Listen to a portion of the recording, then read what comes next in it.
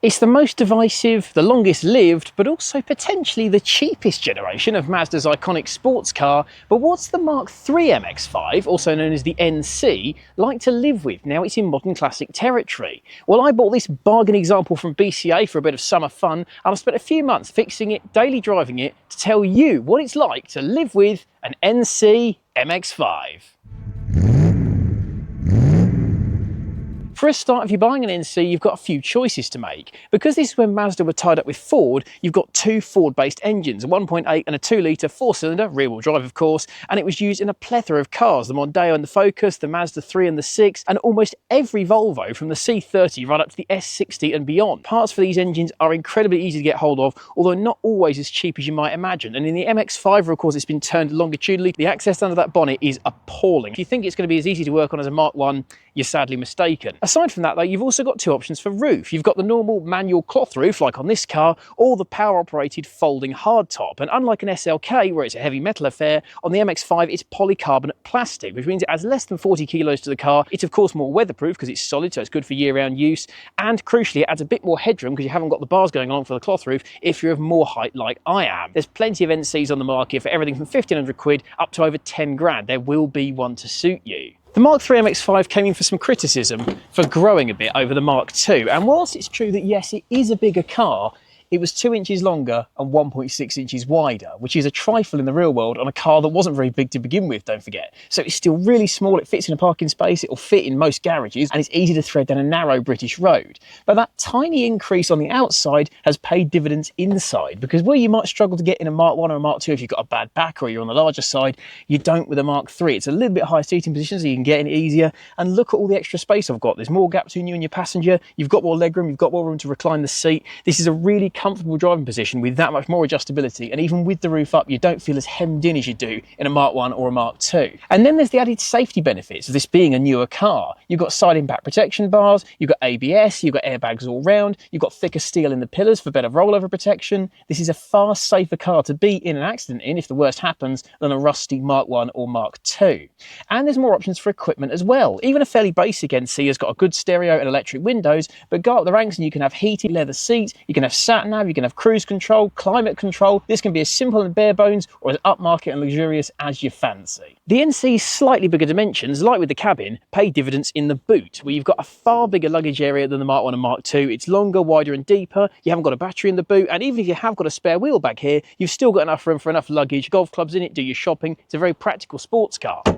And then there's running costs. You'll pay a little bit more for road tax than a Mark 1 or a Mark II because this is a newer car, £300 to £400 depending on the year and what engine size you've got and what have you, but the insurance is very reasonable. Our friends at Peterbest will insure this car, don't forget they're modern classics now, for just £167 a year with a £200 excess. So it's no more than Mark 1 or a Mark II, and that, in my eyes, is a bit of a bargain for how much more car you get. As for fuel economy, well, think around 35 mpg on a run with the 1.8, maybe pushing up to 40 or possibly 45 with the 2-litre because it has got 6 speeds after all. But regardless of miles per gallon, this is an MX5. It's about smiles per gallon, so let's get on the road and enjoy it. I'll tell you what, if you're one of these people that buys into the hype that the NC isn't a real MX5, go and drive one. They are just fabulous. They grew a tiny bit, but that was to its benefit, not to its detriment. Because like I said, that makes it a more refined, more practical, more usable, safer car that makes it a more viable daily driver, particularly as a modern classic.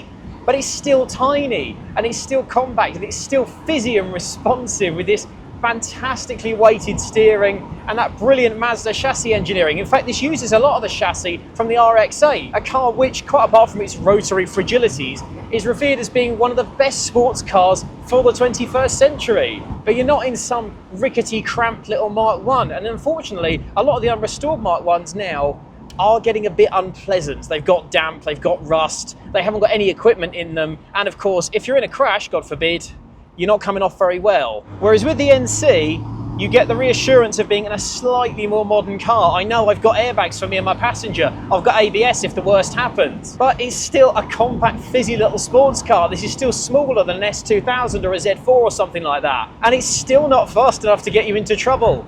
Even a 2-litre has only got 157 horsepower, so you still have to wring its neck to get the best out of it. But when you do, chuck it in. Oh. Oh, yes. I haven't got particularly good tyres on this car, they're slightly budget ones, but even then, this thing is a riot at normal speeds. I took that corner at 30 miles an hour and I'm grinning like mad. And that's what these cars were always about. Minimal speed, minimal fuss, maximum fun. And on the motorway, it's that much more composed as well. I drove this car nearly 5 hours back from Nottingham where I bought it, and I wasn't tired, I wasn't deaf, didn't have a bad back, had the radio on playing nice. It was like driving a new car. But then when I got close to home and I was on these roads, it was like being in an MX5 again. Mazda employs something called the gram strategy when developing this car, where if any grams could be shaved off of a component without affecting its functionality, they would do so to save weight. And that included things like the rear view mirror, they trimmed the bezel down, and the wind deflector between the seats.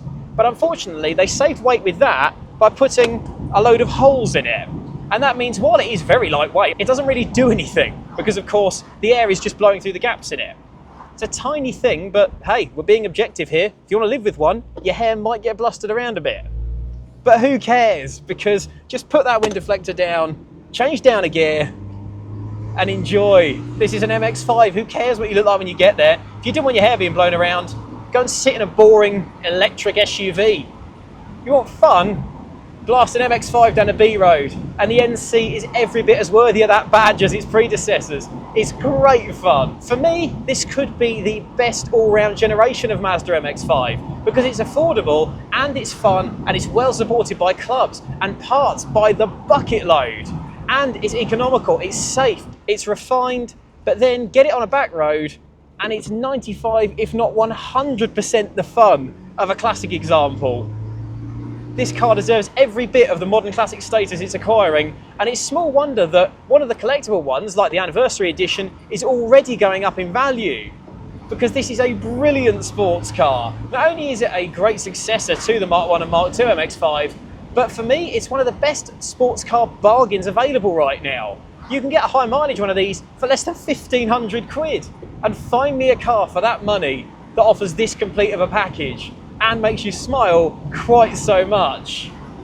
Not sure I could, but what do you think? Have you ever owned a Mark 3 MX5? Would you chop in an older example for one, particularly if you fancy that bit more refinement? Was it reliable? How did you find it? Don't forget to like this video, watch our Mark 3 MX5 road test for more of my thoughts on the history on this car, subscribe for all future Classics World content, and speak to our friends at Peter Best for a very competitive insurance quote on a Mark 3 MX5, or indeed on any classic. But for now, I've got a sunny day, the roof down, and an MX5 to play with. Ta-ra! Woohoo!